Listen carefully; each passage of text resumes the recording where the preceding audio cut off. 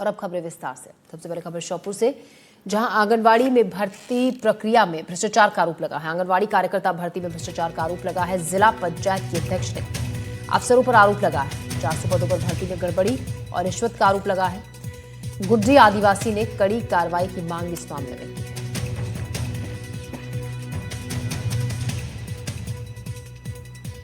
तो आंगनवाड़ी भर्ती प्रक्रिया में भ्रष्टाचार का आरोप लगा है। जिला पंचायत के अध्यक्ष ने लगाया है भ्रष्टाचार का आरोप। श्योपुर में आंगनवाड़ी भर्ती प्रक्रिया में हुआ भ्रष्टाचार, जिसको लेकर आवाज उठाई है और इस मामले में जांच की बात कही है। 400 पदों की जो आंगनवाड़ी कार्यकर्ता भर्ती प्रक्रिया है उसमें गड़बड़ी की बात कही गई है, जिसकी जांच की मांग अब गुड्डी आदिवासी ने कड़ी कार्रवाई की मांग की है।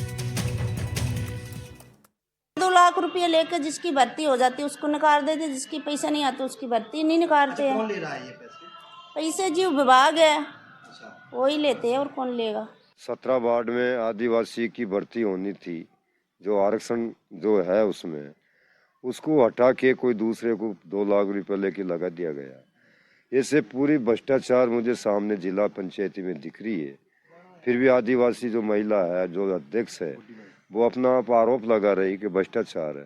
तो सरकार की अध्यक्ष अगर विपक्ष की आरोप लगाते तो मान लेते कि विपक्ष का काम है, पर सत्ता पक्ष की जिसको राज्य मंत्री कैबिनेट मंत्री का दर्जा होता है, बंगला होता है, पूरी व्यवस्था उनको होती है, वो आरोप लगा रही है। हाँ, ये भी बेहद गंभीर मामला है।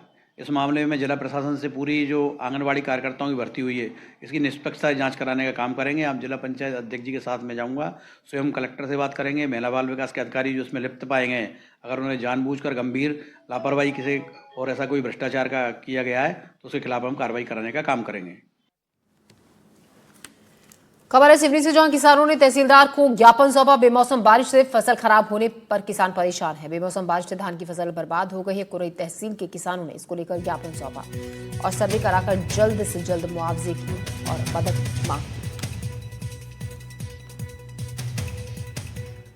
हमारा किसान परेशान है। हम शासन प्रशासन से मांग करते हैं कि तुरंत पटवारियों को आदेश कराया जाए और उनकी जांच करा करके जो क्षति हुई है वो उचित क्षति हमारे किसानों को दी जावे। और जो पूर्व में मुख्यमंत्री जी ने जो घोषणा की थी उसके तहत अभी कुछ ही दिन बाद धान की खरीदी की जाएगी, समर्थन मूल्य पे धान खरीदी की जावे, ऐसी हमारी मांगे हैं। 80% गाँवों में 80% किसानों की फसलें पूरी तरह से तबाह हो चुकी, चौपट हो चुकी है। जिनकी फसलें कट चुकी थी, खेतों में रखी हुई थी, वहाँ पानी भरने से सड़ गई है, अंकुरित हो गई है। और जो पुरानी फसलें जो कटने के लिए तैयार थी, जो खड़ी फसलें थी, वो पूरी तरह से पूरे मैदान में, पूरे खेत में बिखर गई है। तो ये बहुत बड़ा नुकसान पूरे किसानों का हुआ है। इसलिए हम आज तहसीलदार महोदय को ज्ञापन देने के लिए किसानों के साथ में एकत्रित हुए हैं। हमारी प्रमुख मांग है कि सर्वे करवाकर त्वरित मुआवजा दिया जाए। खबर अंबिकापुर से, जहां जिले में वकीलों का अनोखा प्रदर्शन देखने को मिला। मकान मालिकों को गुलाब का फूल भेंट किया गया। वकीलों ने मकान खाली करने का किया आग्रह। गुलाब कॉलोनी में होना है ऊंट भवन का निर्माण। 6 महीने पहले गुलाब कॉलोनी को चिन्हित किया गया था। 6 महीने बीतने के बावजूद कॉलोनी खाली नहीं हुई है। कार्रवाई नहीं होने पर उग्र आंदोलन की चेतावनी दी गई।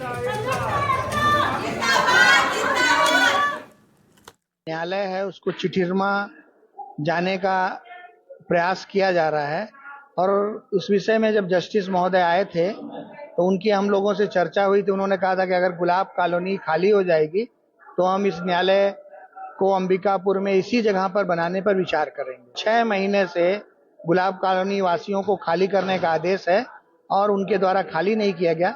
हम अधिवक्ता बंधु, हमारे महिला अधिवक्ता साथी, हमारे सीनियर अधिवक्ता साथी, हम लोग जाकर हर घरों में उनमें रहने वाले लोगों को गुलाब भेंट किए हैं और कहा है, उनसे निवेदन किया है कि आप लोग जनहित के कार्य में सहयोग करें। और इस बुलेटिन में फिलहाल इतना ही। ले रहे हैं ब्रेक, आगे खबरों का सिलसिला जारी रहेगा।